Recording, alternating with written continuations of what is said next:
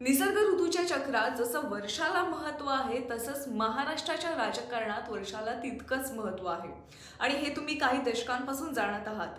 त्यामुळे आज आपण महाराष्ट्राच्या राजकारणातील सगळ्यात महत्त्वाची असलेली वास्तू म्हणजेच वर्षा बंगल्याला वर्षा नाव कसं पडलं पाहूयात या व्हिडिओतून। वसंतराव नाईक कृषी मंत्री झाले तेव्हा त्यांना डग बिगन नावाचा बंगला देण्यात आला आणि हा बंगला अगदी साधा, बैठी बांधणी, सगळीकडून मोकळे दरवाजे असा होता आणि त्याच्या शेजारीच मुख्यमंत्र्यांचा सह्याद्री हा भव्य दिव्य बंगला होता। पण नाईकांना मात्र हा साधा बंगलाच जास्त भावला, कारण या बंगल्यात येणाऱ्या कोणालाही परकेपणा वाटणार नाही असं त्यांना वाटायचं।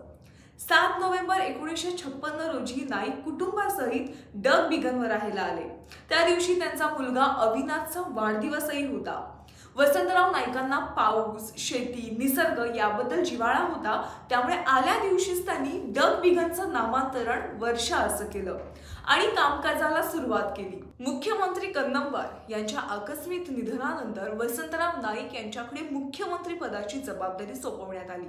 5 डिसेंबर 1963 रोजी त्यांनी मुख्यमंत्री पदाची शपथ घेतली आणि पहिली बैठक संपवून नाईक थेट वर्षा बंगल्यावर परतले। तेव्हा घरची मंडळी वाट पाहत होते। घरच्यांना असं वाटलं की आता सह्याद्रीवर आपलं बस्तान हलवावं लागणार, पण वसंतराव नाईकांचा जीव मात्र वर्षा बंगल्यात इतका अडकला होता की त्यांचा त्या बंगल्यातून पाय काही निघेना। शेवटी त्यांनी वसंत, वत्सला आणि वर्षाची गाठ एकत्र बांधलीच आणि वर्षावर मुक्काम केला। तेव्हापासून मुख्यमंत्र्यांचं निवासस्थान हा वर्षा बंगला आहे।